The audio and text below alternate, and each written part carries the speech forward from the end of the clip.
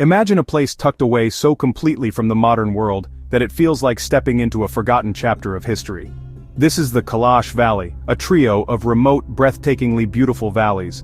Bumburet Rumbur Birir, nestled high in the Hindu Kush mountains of Pakistan. Getting here is an adventure in itself. One must navigate treacherous, winding roads that cling to the sides of mountains, often little more than gravel tracks carved into the earth. It is a journey that demands patience and a certain amount of daring, but oh, the reward is immeasurable. The air grows crisp and clean, and the roar of modern life fades into a gentle whisper carried on the wind. The isolation of these valleys is not just geographical, it is the very lifeblood of the Kalash culture. For centuries, these formidable mountain barriers have acted as a natural fortress protecting the Kalash people and their unique way of life from the tides of change across the region. The daily life of the Kalash people is a vibrant tapestry woven from threads of hard work, communal spirit, deep-rooted tradition. From dawn until dusk, the valleys hum with a quiet, purposeful energy. The men tending to their herds of goats, leading them up the steep mountain slopes to graze on alpine pastures. Goats are central to Kalash life, providing milk, cheese, and meat, and are considered a measure of wealth and a sacred animal. The men are also responsible for agriculture, plowing the fields and irrigating the crops, their days dictated by the sun and the needs of the land. The women, meanwhile, are the vibrant heart of the household, and the community instantly recognizable by their striking attire. They wear magnificent black robes, intricately embroidered with colorful threads of orange, pink, and green, and adorned with cowrie shells. Their headdresses, known as shushut, are spectacular creations. Heavily decorated with shells, buttons, and beads, each one a unique work of art passed down through generations. Among the most profound and fascinating rituals of the Kalash is a ceremony that bridges the world of the living with the realm of the spirits. This is the tradition of feeding the ghosts, a practice deeply connected to their reverence for ancestors. The Kalash believe that the spirits of their departed loved ones remain present and watchful over the community. To honor them, special offerings are made. This isn't a fearful act, but one of love and remembrance. This ritual often takes place at a special sacred altar or a designated place near the village graveyard. Here the Kalash will leave offerings of food and drink, typically bread and wine, for the spirits of their ancestors. They believe that by nourishing the ghosts, they are keeping their memory alive and ensuring that the spirits are happy and at peace. This reverence for the dead culminates in the extraordinary Mandak ceremony, which is part of their elaborate funeral rites. When a person dies, their body is brought to the Yestak Han, the temple dedicated to the goddess of family and home. Here the community gathers for a grand 3-day feast. This is not a somber, mournful affair as one might expect. Instead, it is a celebration of the deceased's life. Dancing, singing, feasting. The family of the departed providing food and wine for the entire community. The goal is to send the soul off on its journey with joy and to honor the life they lived. During the Mandak, stories are told.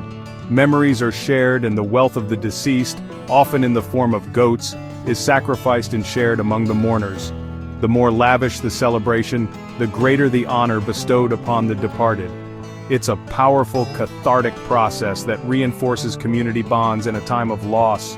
The belief is that a joyous send-off ensures the spirit's happy transition to the afterlife. This unique approach to death, viewing it as a celebration rather than purely a tragedy, is a remarkable testament to the Kalash people's distinctive and life-affirming spiritual perspective. In a world where many societies are bound by rigid rules surrounding courtship and marriage, the Kalash people embrace a refreshingly liberal and romantic approach. Love attraction. Personal choice are given remarkable prominence in their culture. Young men and women are allowed a degree of freedom to mingle and get to know one another that is quite rare, especially in this part of the world. During their vibrant festivals, such as the Spring Festival of Chilam Joshi, young people have the opportunity to meet, dance together, sing, and if they are lucky, find a partner. This freedom leads to one of the most famous and intriguing Kalash traditions, marriage by elopement. If a young man and woman fall in love, they do not necessarily need to go through a long, formal process of seeking family permission. Instead, the couple can simply choose to elope. The young man, having won the affection of the woman, will take her to his family's home. The act of her entering his house and being accepted by his mother signifies their union. It is a bold and romantic statement, placing the choice of the individuals at the very heart of the marriage process. Of course, this is not the end of the story. Once the elopement has occurred, negotiations begin between the two families.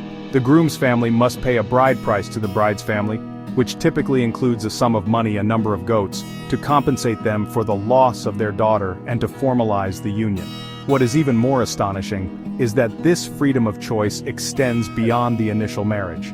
A married woman who falls in love with another man has the right to leave her husband for her new love, a practice known as dar pashanu, or wife elopement. For this to happen, the new suitor must be prepared to pay back double the original bride price to the first husband. This system, while complex, provides an extraordinary level of autonomy for women, allowing them to leave an unhappy union and choose their own path. It is a system built on the understanding that feelings can change, and that personal happiness is paramount. Love choice. Central to the social and spiritual life of the Kalash is a unique institution reserved exclusively for women, the Bashali. This is a separate communal house set slightly apart from the main village where women go during menstruation, where women go during childbirth. In Kalash belief, women are considered impure during these times and must be secluded from the rest of the community, particularly from the men, particularly from the sacred goat herds. While from a modern Western perspective this might sound like a form of banishment, for the Kalash women, the Bashali is seen very differently. It is viewed as a sacred protected space. Inside the Bashali, women are free from their daily chores, recuperation, female solidarity. Here they can bond with other women, sharing stories, sharing advice, sharing support in a space that is entirely their own, away from the male gaze. When a woman is about to give birth, she goes to the Bashali, attended by other experienced women who act as midwives. After the baby is born, she and the newborn will remain there for a period of purification before a special ritual is performed to welcome them back into the community. The return from the Bashali is a moment of celebration. A purification ceremony is held, often involving a shaman who sprinkles the mother and child with juniper smoke to cleanse them before they can re-enter their home and the life of the village. The father, who would not have seen his child until this point, can finally hold his baby. This tradition, therefore, is not about shaming women, but is deeply embedded in their spiritual beliefs about purity and danger. It creates a rhythm to life, a cycle of separation and joyful reunion that reinforces the distinct roles and the sacred balance within their society. The Bashali, therefore, is much more than just a birthing hut or a menstrual lodge. It is a cornerstone of female life in the Kalash valleys. It is a sanctuary, a social hub, a place of immense spiritual significance that underscores the Kalash worldview. It highlights the deep respect for the powerful, life-giving forces associated with women, even as it segregates them. Understanding the Bashali is key to understanding the intricate and often paradoxical nature of Kalash culture, where ancient concepts of purity and impurity coexist with a strong sense of community and female bonding. One of the first things that strikes any visitor to the Kalash valleys is the appearance of the people themselves. Many Kalash have features that are strikingly different.